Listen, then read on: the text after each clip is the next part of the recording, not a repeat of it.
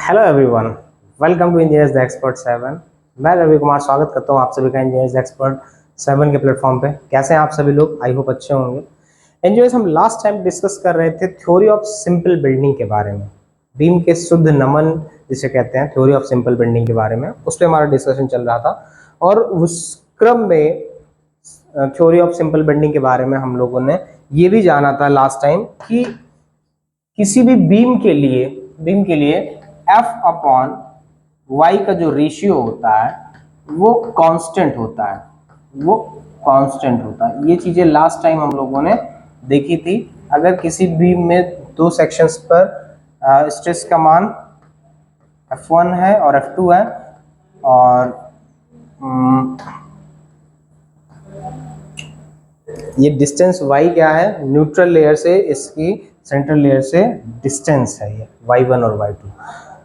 एक चीज आपने देखा यहाँ पे, ये जो स्ट्रेस के मान थे न्यूट्रल एक्सिस से दूरी के डायरेक्टली प्रोपोर्शनल थे। ये y1 y2 डिस्टेंस के डायरेक्टली प्रोपोर्शनल थे। जैसे जैसे आप न्यूट्रल एक्सिस से आगे की तरफ बढ़ रहे हैं, ऊपर की तरफ जा रहे थे, ये स्ट्रेसेस के मान बढ़ रहे थे। अगर ऊपर कंप्रेशन है तो कंप्रेशन का मान बढ़ रहा था। इसी तरह से नीचे जैसे जैसे आप बढ़ रहे हैं उसी तरह से स्ट्रेस का मान वो बढ़ता जा रहा था। तो एक चीज हमें और रिसीव हुई यहाँ पे कि स्ट्रेस का मान, ये जो स्ट्रेस है इसमें, है ना, वो चेंज होता जा रहा है, वो डायरेक्टली प्रोपोर्शनल है इस डिस्टेंस y के। जैसे जैसे दूरी बढ़ रही है न्यूट्रल एक्सिस से फाइबर की, वैसे लेयर्स की, वैसे वैसे स्ट्रेस का मान बढ़ रहा है। जैसे जैसे दूरी कम हो रही है स्ट्रेस का मान कम हो रहा है। सेम वही चीज नीचे के लिए है, ठीक है। तो इस तरह से अगर किसी बीम में आपने देखा कि अगर दो बिंदुओं पर स्ट्रेस का मान F1 F2 है, y1 y2 डिस्टेंस है उनकी न्यूट्रल एक्सिस से, तो F1 अपॉन y1 बराबर F2 अपॉन y2 कांस्टेंट रहेगा। F अपॉन y और E अपॉन r, E जानते हैं मॉडुलस ऑफ इलास्टिसिटी है, r रेडियस ऑफ कर्वेचर है, दोनों फिक्स होते हैं, उनका अनुपात भी कांस्टेंट होता है। तो इंजीनियर्स ये चीजें थी। अब इसके बाद यहाँ पे ये सारी चीजें हम लोगों ने देखी थी। अब हम आगे का डिस्कशन करेंगे। यहाँ पे आप देखिए स्ट्रेस डायग्राम भी यहाँ पे बना हुआ है और यहाँ से आप फाइंड आउट देख सकते हैं कि किस तरह से स्ट्रेस का डिस्ट्रीब्यूशन, जैसे जैसे दूरी न्यूट्रल एक्सिस से y बढ़ रही है वैसे वैसे स्ट्रेस का मान बढ़ रहा है, जैसे जैसे दूरी कम हो रही है वैसे वैसे स्ट्रेस का मान कम हो रहा है, न्यूट्रल एक्सिस पे 0 होता जा रहा है। तो यानी कि सीधी सी बात हमें समझ में आएगी कि f का मान जो है वो y के डायरेक्टली प्रोपोर्शनल हो रहा है, ठीक है। जो स्ट्रेस का मान है वो y के डायरेक्टली प्रोपोर्शनल होता जा रहा है ना। अब आगे हम डिस्कस करते हैं इसके जो बैलेंस कंडीशन के लिए, बीम के बैलेंस कंडीशन के लिए दो चीजें बहुत जरूरी हैं। क्योंकि बीम पर जब हमने एक्सटर्नल मूवमेंट m लगाया और इसका सिंपल बेंडिंग हुआ, तो ये बेंडिंग किस लिए हुआ? इस एक्सटर्नल मूवमेंट को रेजिस्ट करने के लिए हुआ। इसमें जो स्ट्रेसेस जनरेट हुए लॉन्गिट्यूडनल, इसके क्रॉस सेक्शन के परपेंडिकुलर लॉन्गिट्यूडनल डायरेक्शन में जनरेट हुए ये। तो अब यहाँ पे इन स्ट्रेसेस के साथ ये बैलेंस करने के लिए बेंडिंग हुआ। ये बेंडिंग क्यों हुआ? बैलेंस करने के लिए। और ये बेंडिंग तब रुक जाता है जब इसके द्वारा, इन स्ट्रेसेस के द्वारा, इस जो इंटरनल स्ट्रेस है इनके द्वारा जो मूवमेंट जनरेट होता है उस मूवमेंट का मान इस एक्सटर्नल मूवमेंट m के बराबर हो जाता है। तो बेंडिंग स्ट्रेसेस इन बीम, पहला बीम में बेंडिंग स्ट्रेसेस हम सभी ने देखा, कंप्रेसिव टेंसाइल है। दूसरा इसमें मूवमेंट जनरेट हो रहा है और मूवमेंट को रेजिस्ट कौन कर रहा है? अगर मान लीजिए ये Fc जनरेट हो रहा है, इसके कारण जो फोर्स का मान Fc है, ठीक है, रिजल्टेंट Fc है और इसकी डिस्टेंस न्यूट्रल से b है और इसका रिजल्टेंट टेंसाइल इस जोन का रिजल्टेंट फोर्स Ft है और s डिस्टेंस है, तो Fc इंटू बी और Ft इंटू एस, ये मूवमेंट जो होगा ये इस एक्सटर्नल मूवमेंट m के बराबर होगा। ये आंतरिक मूवमेंट, इंटरनल मूवमेंट आंतरिक आघूर्ण के बराबर होगा, ठीक है, जो इस एक्सटर्नल मूवमेंट को रेजिस्ट करेगा, इस एक्सटर्नल मूवमेंट m के बराबर होगा। इसके द्वारा जो मूवमेंट होगा उसको इंटरनल मूवमेंट कहेंगे, आंतरिक, ठीक है, आघूर्ण कहेंगे। अब यहां पे एक चीज आपको और ध्यान देना है कि हम अब बात करने जा रहे हैं बैलेंस कंडीशन के लिए, बीम के बैलेंस कंडीशन के लिए। For balance condition of beam, for balanced condition of beam, for balance condition of beam, for balance condition of beam के लिए क्या होगा? सभी बलों का बीजगणितीय योग शून्य होना चाहिए। समेशन ऑफ F पहला कंडीशन, जीरो होना चाहिए, फर्स्ट कंडीशन। दूसरा कंडीशन इसके मूवमेंट के लिए है, समेशन ऑफ मूवमेंट जीरो होना चाहिए। दो चीजें, एक शियर फोर्स या फोर्स का समेशन जीरो होना चाहिए, दूसरा मूवमेंट का समेशन जीरो होना चाहिए इंजीनियर्स। तो यहाँ पे अब आप इस चीज को जान लीजिए कि पहले हम एफ के लिए बात करते हैं। तो समेशन एफ का मतलब क्या हुआ सर? आप सभी जानते हैं, यहाँ पे देखिए एफ सी बराबर माइनस एफ टी होगा, क्योंकि नेचर डिफरेंट है। यानी इनका जो सम होगा F C plus F T बराबर क्या होना चाहिए सर? जीरो होना चाहिए। क्या होना चाहिए सर? जीरो होना चाहिए। एफ सी का क्या सीन हो जाएगा इंजीनियर्स? प्रतिबल है। इसके लिए हमने क्या किया है कि एक स्ट्रिप ले रखा था यहाँ पे, है ना। यहाँ पे आप देखिए मैंने एक स्ट्रिप ले रखा है इस चीज को एनालिसिस करने के लिए, जिसका एरिया हमने डेल ए ले रखा है। ठीक है, ये देखिए एक स्ट्रिप ले रखा है हमने, इसका एरिया वाई डिस्टेंस पे एरिया इसका हमने डेल ए ले रखा है इंजीनियर्स। ठीक है, तो अब क्या होगा कि जब हमें इस पर फोर्स का मान पता करना होगा, F C plus F T बराबर क्या होना चाहिए? जीरो, है ना। फोर्स क्या हो जाएगा यहाँ पे इंजीनियर्स? स्ट्रेस, है ना, स्ट्रेस इनटू एरिया, ये तो फोर्स हो जाएगा, है ना। फोर्स अगर हमें जनरेट करना है तो उसका मान क्या हो जाएगा, हमें पता करना है। इस एफ का मान इंटू डेल ए हो जाएगा, प्लस इसके लिए भी वही एफ इंटू डेल ए हो जाएगा। ठीक, इस स्ट्रेस का मान एफ का मान क्या आया था? Y into E upon R आ गया था इंजीनियर्स, डेल ए आ गया था, प्लस इसके लिए भी Y into E upon R into del A आ जाएगा इंजीनियर्स। ठीक है, अगर हम रेंज की बात करेंगे, इसके लिए जो y की रेंज है वो 0 से yc तक जाएगी, और इसके लिए जो y की रेंज है वो 0 से yt तक जाएगी। ठीक है, अगर हम दोनों को ऐड कर लें, समेशन कर लें, तो e अपॉन आर तो कांस्टेंट रहेगा, इस चीज को ध्यान दीजिए आप। e अपॉन आर कांस्टेंट रहेगा, इसकी जो लिमिट हो जाएगी वो yc से yt तक हो जाएगी, और ये बचेगा क्या? y इंटू डेल ए बच जाएगा, y इंटू डेल ए। देखिए e अपॉन आर क्या रहेगा? ये कांस्टेंट रहेगा इंजीनियर्स, ये वैल्यू आपकी कांस्टेंट रहेगी, तो ये जीरो तो हो नहीं सकता। अब ले देखिए बचा कौन? जीरो कौन होगा? जीरो ये होगा। और ये y इंटू डेल ए क्या है? जब हम इसका इंटीग्रेशन, डेल ए का इंटीग्रेशन a हो जाएगा और y का a y बार हो जाएगा। इट मींस यानी कि a y बार हमारा क्या होना चाहिए? जीरो होना चाहिए। अब यहाँ पे जरा यह ध्यान दीजिए इंजीनियर्स कि एक एरिया है वो तो जीरो हो नहीं सकता, इसका मतलब y बार क्या होना चाहिए? जीरो होना चाहिए। अच्छा, y बार क्या है सर? संपूर्ण सेक्शन का, पूरे सेक्शन का, ये जो आपने पूरा सेक्शन ले रखा था, इस पूरे सेक्शन का न्यूट्रल एक्सिस के अबाउट, इसके सेंट्रॉइड का न्यूट्रल एक्सिस के अबाउट, न्यूट्रल एक्सिस के अबाउट क्या हो जाएगा? न्यूट्रल एक्सिस के अबाउट मूवमेंट हो जाएगा, न्यूट्रल एक्सिस के अबाउट मूवमेंट हो जाएगा इंजीनियर्स। ठीक है, न्यूट्रल एक्सिस के अबाउट मूवमेंट हो जाएगा। तो इसके लिए हमें क्या होना चाहिए? ये कंडीशन कब पॉसिबल है? ये कंडीशन हमारी तब पॉसिबल है जब इस पूरे सेक्शन का गुरुत्व केंद्र इसके न्यूट्रल एक्सिस से पास हो, मतलब ये डिस्टेंस जीरो हो जाए। इस पूरे सेक्शन का जो गुरुत्व केंद्र है वो इसकी न्यूट्रल एक्सिस से पास हो, तभी ये कंडीशन इंजीनियर्स पॉसिबल हो सकती है। ठीक है, तो ये बात थी पहले कंडीशन की, जिसके लिए हम जान रहे थे कि सम ऑफ फोर्सेस क्या होना चाहिए? जीरो होना चाहिए। ठीक है, तो ये तभी हो पाएगा जब y बार जीरो होगा। y बार जीरो कब होगा? जब पूरे सेक्शन का गुरुत्व केंद्र इसकी न्यूट्रल एक्सिस से पास होगा। ठीक है, अब दूसरे पॉइंट पे आते हैं इंजीनियर्स, हम लोग मूवमेंट पे बात करते हैं कि भाई मूवमेंट हमें जीरो चाहिए। सेकेंड कंडीशन आती है इंजीनियर्स, मूवमेंट हमें जीरो चाहिए। तो इंजीनियर्स यहाँ पे जरा डायग्राम से आप ध्यान दीजिए, डायग्राम से आप देखिए जरा यहाँ पे कि मूवमेंट अगर जीरो करने की बात करें तो देखिए क्या होगा कि इसमें मूवमेंट कैसे जीरो होगा। ये कंप्रेसिव है, ये टेंसाइल है, ये देखिए इसका movement F C into B हो जाएगा और ये एफ टी इंटू एस हो जाएगा। F C into B plus F T into S बराबर क्या हो जाना चाहिए सर? जीरो हो जाना चाहिए हमारे पास, है ना। वो क्या हो जाना चाहिए सर? जीरो हो जाना चाहिए। और ये भी ध्यान दीजिए एफ सी बराबर एफ टी हो जाएगा यहाँ पे एफ सी बराबर एफ टी बराबर एफ हो जाएगा इंजीनियर्स। ठीक है, यहाँ पे अब देखिए एफ सी बराबर एफ टी बराबर हम एफ मान लेते हैं। ठीक है, दोनों बराबर ही होंगे। ठीक है, तो हम सभी जानते हैं क्या एफ सी इंटू, तो B plus F T into S बराबर 0 हो जाना चाहिए। दोनों बराबर तो एफ हम इसको क्या ले सकते हैं, चाहे हम F C into B plus S लिख दें कोई दिक्कत नहीं है, ठीक है, चाहे F into B plus S लिख दें, चाहे F C into B plus लिख दें, एस लिख दें, कोई दिक्कत नहीं है, ठीक है।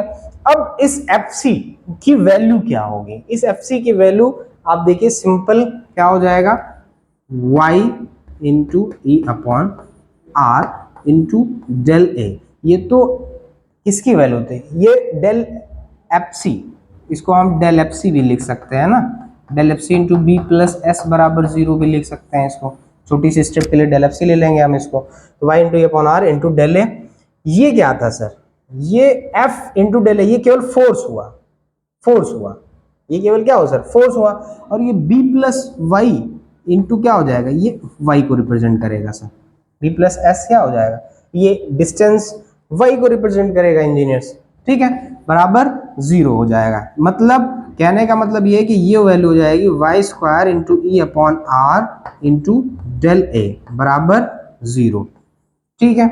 यहां से इसकी लिमिट आप सभी को पता है, इसकी लिमिट यहां से क्या हो सकती है, यहां से इसकी लिमिट 0 से मैक्सिमम, आपने देखा था फाइबर से इधर की तरफ वाई हो रही थी, ठीक है, 0 से इसकी लिमिट मैक्सिमम वाई हो सकती है, या वाई सी से वाई टी तक हो सकती है ना, वाई सी से वाई टी तक हो सकता है, ये चीज वाई सी से वाई टी तक हो सकता है, Y square into E upon R into del A बराबर 0 होना चाहिए, ठीक है।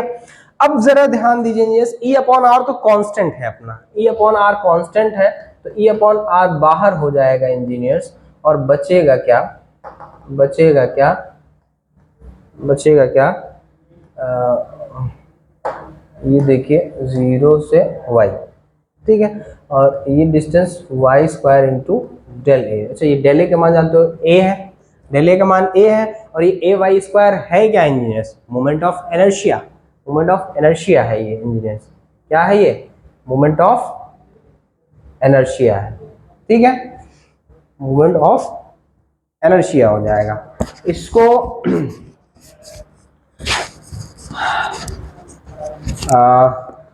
ई अपॉन आर, ठीक है, ई अपॉन आर, और ये आपका हो गया मोमेंट ऑफ इनर्शिया, ठीक है। ये आपका किसके बराबर होगा इंजीनियर्स, ये आपका ई अपॉन आर, तो ये बाहर हो गया, और ये इनटू है क्या, आई है इंजीनियर्स, क्या है इंजीनियर्स, आई है, ठीक है, ये आपका आई है, ई अपॉन आर इंटू आई।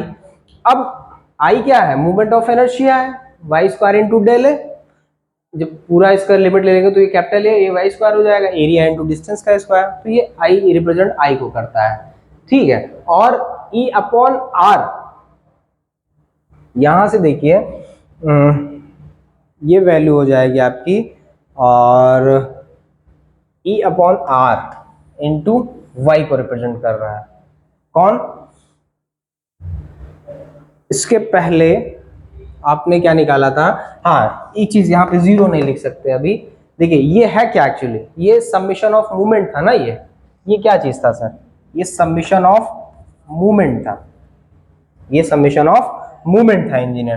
तो समिशन ऑफ मूवमेंट के बारे में हम क्या लिख सकते हैं भाई, समिशन ऑफ डेल एम हो जाएगा, यहाँ से ये 0, ये बराबर, इसको 0 तो हटा, चलिए हटा देंगे कोई दिक्कत नहीं, डेल एम बराबर del F C into B plus S हो जाएगा, तो ये डेल एम एक्चुअली बराबर एम हो जाएगा इंजीनियर्स, जब इसका इंटीग्रेशन करेंगे तो ये डेल एम एम में हो जाएगा, तो यहां से आपको एक रिलेशन मिलेगा engineers, E upon R is equals to M upon I, ठीक। और आप सभी को पता है इंजीनियर्स, एम के बराबर कौन है, moment of resistance M R है, तो मैं इसको लिख सकता हूं एम आर अपॉन आई लिख सकता हूं। और जरा ध्यान दीजिए, ई अपॉन आर को हमने अभी क्या फाइंड आउट किया था, F upon Y, E upon R को हमने क्या फाइंड आउट किया था पिछले लेक्चर में, एफ अपॉन वाई। ये जो इक्वेशन बना that is called equation of, ठीक है, इक्वेशन ऑफ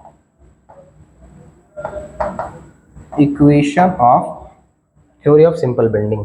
ये equation of theory of simple bending,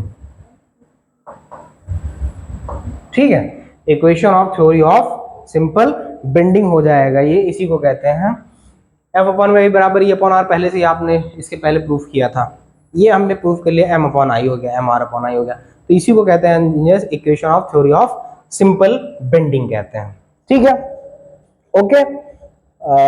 ये बराबर इसको मैं यहाँ एम लिख सकता हूं ना, ठीक है। अब यही है इंजीनियर जिसको बोलते हैं थ्योरी ऑफ सिंपल बेंडिंग। अब थ्योरी ऑफ सिंपल बेंडिंग आपने ये समझ लिया कि कोई बीम किस तरह से बेंड होती है।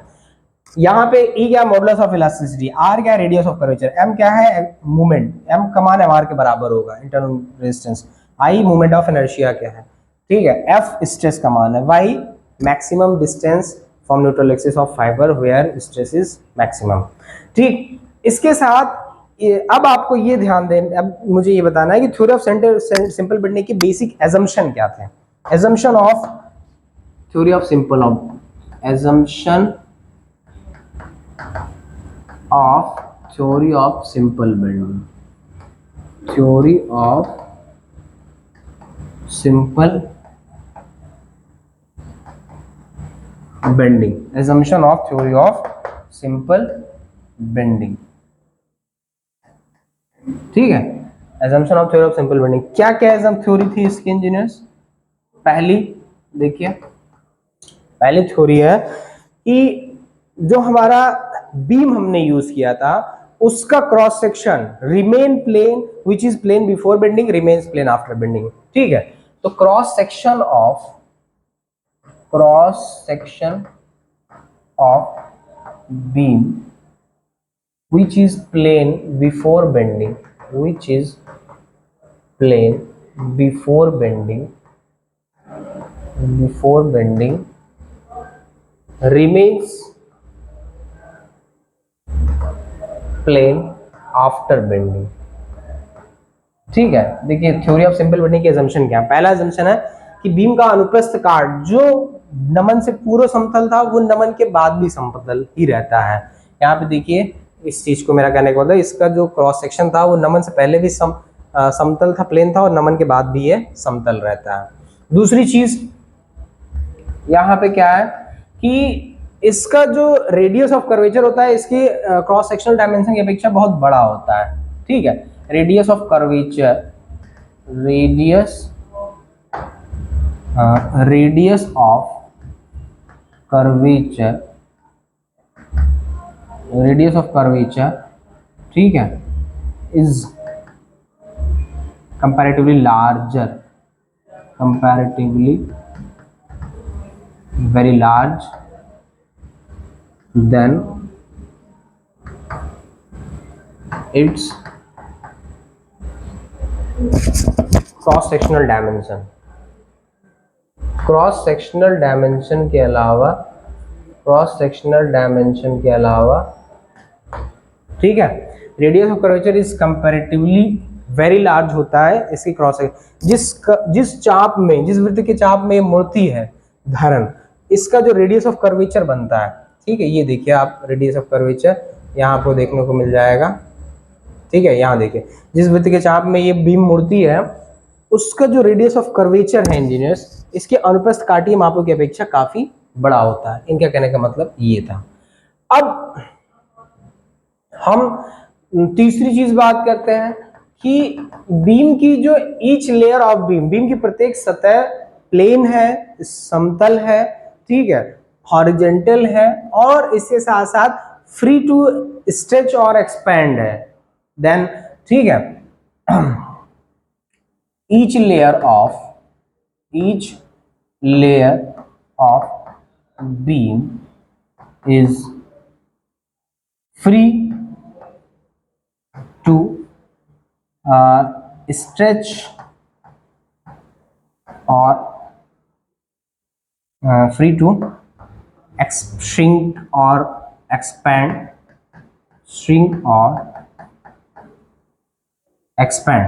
ठीक है, each layer of beam is free to shrink और expand then from other layers, from other layers. Beam की जो प्रत्येक सतह है वो श्रिंक होने के लिए, एक्सपेंड होने के लिए अदर लेयर से फ्री है। ये मतलब ऐसा नहीं है कि वो किसी अदर लेयर्स के लिए, जैसे अगर हम यहाँ पे बात करें इस चीज को देखिए, ये बीम्स की डिफरेंट लेयर है, तो इनका कहने का मतलब है हर एक लेयर इसकी दूसरी लेयर से फ्री है, स्वतंत्र है, उसका प्रभाव, दूसरी लेयर का प्रभाव उस पर नहीं पड़ेगा इसके श्रिंक होने में या एक्सपैंड होने में। ठीक है, ये फ्रीली जो है एक्सपेंड कर सकती है, श्रिंक कर सकती है, इसका इससे कोई मतलब नहीं, इसका इससे कोई मतलब नहीं, वो आपस में फ्री है इंजीनियर्स। ठीक है, अब आगे बात करते हैं। ठीक है, द बेंडिंग ऑफ बीम जो होता है वो विद इन इलास्टिक लिमिट होता है। The bending of beam, the bending of beam, the bending of beam occurs with in elastic limit. कौन सी लिमिट? Elastic limit. इसका जो बेंडिंग होता है बीम का इंजीनियर्स, वो इसकी इलास्टिक लिमिट के अंतर्गत होता है। ठीक है, प्लास्टिक में नहीं है, अपनी इलास्टिक लिमिट के अंतर्गत इसका बेंडिंग होता है। ठीक है, अब आगे बात करते हैं हम लोग modulus of elasticity, modulus of elasticity of material of beam, material of beam remain constant या same, remain constant या same before bending and after bending, before bending and after bending engineers. ठीक है, बेंड के पहले भी इसका modulus of elasticity और बाद में भी मॉडुलस ऑफ इलास्टिसिटी वही रहता है, बदलता नहीं है। ठीक, इसके साथ साथ जो मटेरियल यूज हुआ है बीम का, वो होमोजीनियस और आइसोट्रोपिक है। The material of beam is the material of beam is homogeneous and isotropic.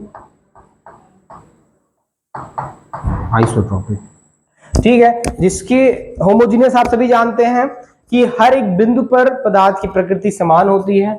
Isotropic क्या होता है कि हर एक दिशा में पदार्थ की प्रकृति समान होती है।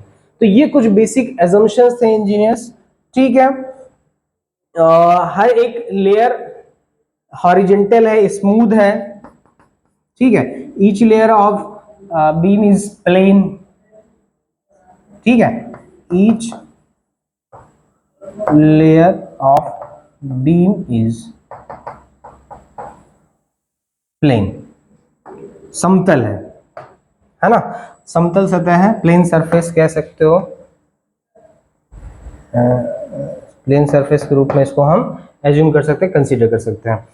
तो ये चीजें थी इंजीनियर्स जो आपने देखा कि किसी भी बीम के बेंडिंग में उसके बेसिक एजम्पशन होते हैं, किसी भी बीम के बेंडिंग में उसके बेसिक एजम्पशन होते हैं।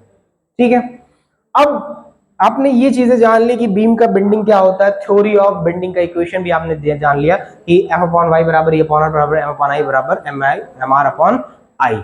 ठीक है, और उसके बेसिक एजम्पशन भी आपने जान लिए इंजीनियर्स। अब इस पर बेस्ड कुछ न्यूमेरिकल भी हम लोग प्रैक्टिस कर लेते हैं, जल्दी से न्यूमेरिकल प्रैक्टिस पे भी हम लोग बात कर लेते हैं। देखिए कुछ क्वेश्चंस आपके लिए इसमें रेडी कर रखा है।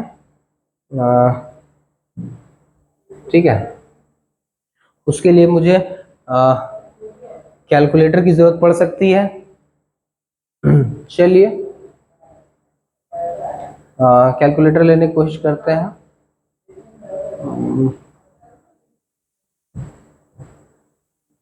ठीक है, ये आप एक क्वेश्चन मैं ले रहा हूं यहाँ पे। क्वेश्चन है एक लकड़ी की बनी एक धरन, लकड़ी की बनी एक धरन या एक काट। क्वेश्चन है लकड़ी की बनी एक धरन की काट 10 सेंटीमीटर गुणे 10 सेंटीमीटर की है। यदि लकड़ी के लिए अनुमेय नमन प्रतिबल 10 मेगापास्कल हो तो धरन की काट का प्रतिरोधी आघूर्ण और मोमेंट ऑफ रेजिस्टेंस ज्ञात कीजिए। बढ़िया क्वेश्चन है कि अगर लकड़ी की बनी एक धरन बीम, एक कोई बीम है इंजीनियर्स, उसकी काट 10 सेंटीमीटर इंटू 10 सेंटीमीटर है, ठीक। यदि लकड़ी के अनुगे नमन प्रतिबल F का मान इन्होंने दे रखा है 10 मेगापास्कल। 10 मेगापास्कल का मतलब हो गया 10 into 10 to the power 6 pascal, यानी कि 10 into 10 to the power 6 newton पर मीटर स्क्वायर, ये स्ट्रेस का मान हो गया। आई आपको यहाँ से आसानी से मिल जाएगा इंजीनियर्स, BD क्यूब अपॉन 12 से मिल जाएगा, यानी 10 गुणे 10 के घात 3 अपॉन 12, यहाँ से आपको आई मिल जाएगा और F मिल गया।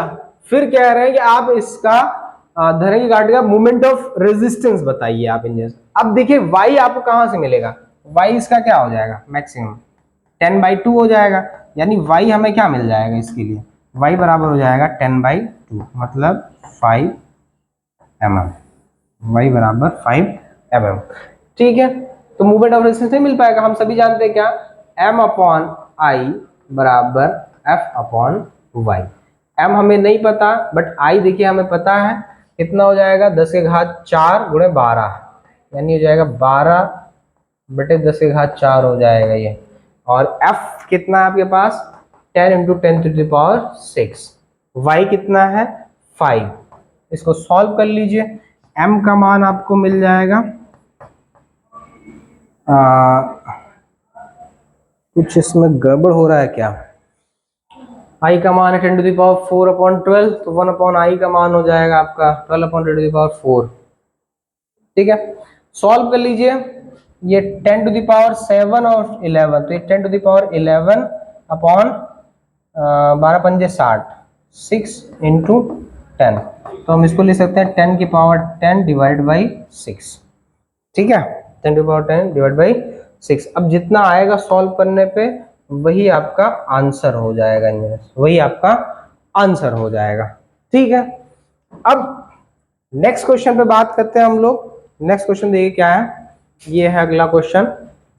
क्या कह रहे हैं कि किसी बीम पर 5 किलोन्यूटन पर मीटर का एक मोमेंट ऑफ कपल लगा है, यदि धरन की चौड़ाई 100 mm तथा गहराई 200 mm है, यानी बीम की चौड़ाई 100 mm और गहराई ये 100 mm है और गहराई 200 mm है, ठीक है। तो धरन में अधिकतम नमन प्रतिबल ज्ञात कीजिए, मैक्सिमम बेंडिंग स्ट्रेस का मान F का मान ज्ञात करना है, और मूवमेंट का मान इन्होंने दे रखा है that is 5 kilo newton metre, यानी मैं लिख सकता हूँ 5 into 10 to the power 6 newton mm लिख सकता हूँ, ठीक है। मूवमेंट की यूनिट न्यूटन mm या किलोमीटर मीटर ऐसे ही ली जाती है, ठीक है। आई आपको यहाँ से मिल जाएगा, आई की वैल्यू क्या हो जाएगा BD क्यूब, यानी 100 गुणे 200 का क्यूब अपॉन 12, 100 गुणे 200 का क्यूब अपॉन 12, है ना। तो इस तरह से आई आपको यहाँ पे मिल जाएगा। अच्छा वाई की वैल्यू आप देखिए, वाई की वैल्यू क्या हो जाएगी 200 बटे 2, रेक्टेंगुलर है हाफ ही हो जाएगा, तो ये 100 mm आपको वाई मिल जाएगा। तो सारी चीजें आपको मिल गई, तो क्या एफ नहीं मिल पाएगा, आराम से मिल जाएगा। आप हम सभी जानते हैं क्या m अपॉन आई बराबर f अपॉन वाई। यहाँ से देखिए f की वैल्यू क्या हो जाएगी सर, f बराबर m अपॉन I into Y.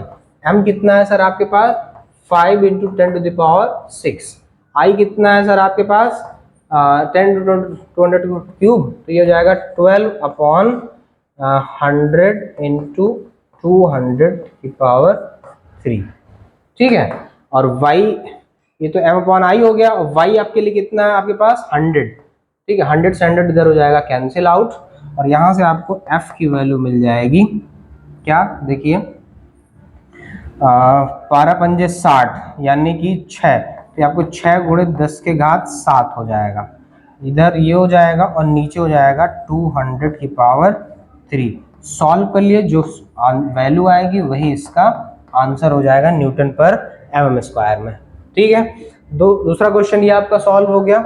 Next question पे आते हैं इंजीनियर्स हम लोग। देखिए अगला क्वेश्चन हम ले रहे हैं, क्या क्वेश्चन कह रहे हैं सर इस्पात की एक पट्टी है, फ्लैट है, उसकी माप 300 mm इंटू 80 mm है। इस्पात की कोई पट्टी है, उसकी माप B का मान 300 mm है और T थिकनेस का मान 80 mm है। ठीक है, 80 mm। इसे 6 मीटर औसत व्यास के वृत्त में मोड़ा जाना है। इस जो काट आप देख रहे हैं ये 300 mm, ठीक है, और इधर इसकी जो थिकनेस है वो है आपको 80 mm। ठीक, अब इसे मोड़ करके इंजीनियर्स हमें 6 मीटर डाया का क्या बनाना है, वृत्त बनाना है, वृत्त मोड़ना है। यदि इस्पात के लिए यंग मापांक E बराबर, अगर मॉडुलस ऑफ इलास्टिसिटी E का मान इन्होंने दे रखा है 2 × 10⁵ न्यूटन पर mm स्क्वायर हो, तो पट्टी में मैक्सिमम बेंडिंग स्ट्रेस F का मान आपको चाहिए। ठीक है, E का मान आपको दे दिया है इंजीनियर्स इन्होंने, है ना, E का मान आपको इन्होंने दे दिया है इंजीनियर्स, और R का मान इनको चाहिए, F का मान चाहिए। हम सभी जानते हैं क्या, हम सभी जानते हैं, पहली बात देखिए इसका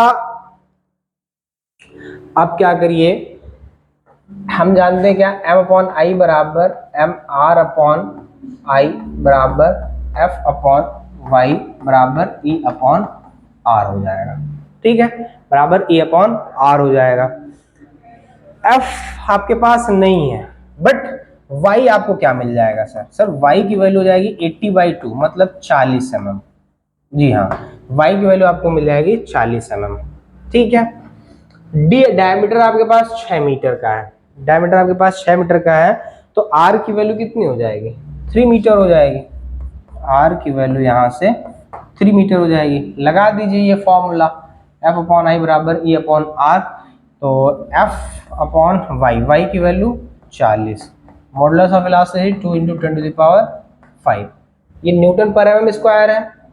ठीक है, और ये 40 mm है। R आपको 3000 mm मिलेगा, 1 मीटर में 1000 mm होता है। ठीक है, 1 मीटर में 100 सेंटीमीटर होता है, 1000 mm होता है। तो यहाँ से F की वैल्यू आपको मिल जाएगी 2 × 10⁵ × 40 डिवाइडेड बाई 300। सॉल्व कर लेंगे, सॉल्व करने पे जो वैल्यू आएगी वो आपका यहाँ पे बेंडिंग स्ट्रेस का मान आएगा। ठीक है, सॉल्व करने पे जो वैल्यू आएगी वो आपका यहाँ पे बेंडिंग स्ट्रेस का मान आ जाएगा। चलिए आगे नेक्स्ट क्वेश्चन पे आते हैं। देखिए ये क्वेश्चन क्या है, बढ़िया क्वेश्चन है। यदि इस्पात के लिए अधिकतम प्रतिबल का मान 160 न्यूटन/m² से अधिक ना होने जाता, पिछले उदाहरण में अगर हम इस्पात के लिए स्ट्रेस का मान 160 न्यूटन/m² से अधिक ना रखें तो ज्ञात कीजिए कि पट्टी को कितने अर्धव्यास के वृत्त में मोड़ा जा सकता है। वही क्वेश्चन है, उन्होंने F का मान 160 न्यूटन/m² फिक्स कर दिया। ठीक है, इस क्वेश्चन में अभी हमने जो सॉल्व किया इसमें F का मान इन्होंने फिक्स कर दिया कि भाई 160 न्यूटन/m² से अधिक बेंडिंग स्ट्रेस का मान नहीं आप दे सकते। तो इसके लिए हमें डायमीटर बता दिए कि कितने डायमीटर में हम इसको बेंड कर सकते हैं या मोड़ सकते हैं। ठीक है, कितने डायमीटर में हम इसको बेंड कर सकते हैं या मोड़ सकते हैं। तो ठीक है, आप देखिए आपने F/Y आपके पास है ही है 80 mm। ठीक है, और E की वैल्यू आपके पास है ही है 2 × 10⁵ न्यूटन/mm²। ठीक है, तो क्या R नहीं मिल जाएगा, हम सभी जानते हैं क्या F/Y बराबर E/R हो जाएगा। ठीक है, F कितना है सर आपके पास 160 फिक्स हो गया है, Y सर आपके पास 80 है, E की वैल्यू 2 × 10⁵ है सर, और R हमें चाहिए। जब R मिल जाएगा तो मेरा एवरेज डायमीटर मिल जाएगा। ठीक है, तो R की वैल्यू देखिए यहाँ से क्या हो जाएगी 2 × 10⁵, ठीक है, इंटू 80 डिवाइडेड बाई 160, ये 8 दूनी 160, दो से कट गया ये, अब 2 × 2, यानी R की वैल्यू आपको मिल जाएगी इंजीनियर्स 10⁵ mm। जब R की वैल्यू 10⁵ मिल जाएगी तो डायमीटर आपको क्या मिल जाएगा सर, डायमीटर आपको मिल जाएगा 2 × 10⁵ mm, 2 × 10⁵ mm, 10⁵3 mm मतलब 1 मीटर, तो ये 20 मीटर हो जाएगा लगभग। तो डायमीटर का मान आपका आ जाएगा 2 × 10⁵ mm। 10⁵3 से डिवाइड कर दो तो 2 × 10⁵2 मीटर हो जाएगा, 200 मीटर आ जाएगा। इस तरह से आपको डायमीटर मिल जाएगा इंजीनियर, यही आपका आंसर हो जाएगा। ठीक है, और भी सारे क्वेश्चन प्रैक्टिस हम लोग इसी तरह से करते रहेंगे, इसलिए बने रहिए अपने चैनल इंजीनियर्स एक्सपर्ट 7 पे। मिलता हूँ आपको नेक्स्ट वीडियो में, तब तक के लिए स्वस्थ रहें, मस्त रहें, और चैनल को अगर सब्सक्राइब नहीं किया है तो जरूर सब्सक्राइब कर लीजिए और इसे शेयर जरूर करिए जिससे इन्फॉर्मेटिव वीडियो सभी तक पहुँच सके। मिलते हैं नेक्स्ट वीडियो में, bye bye and take care.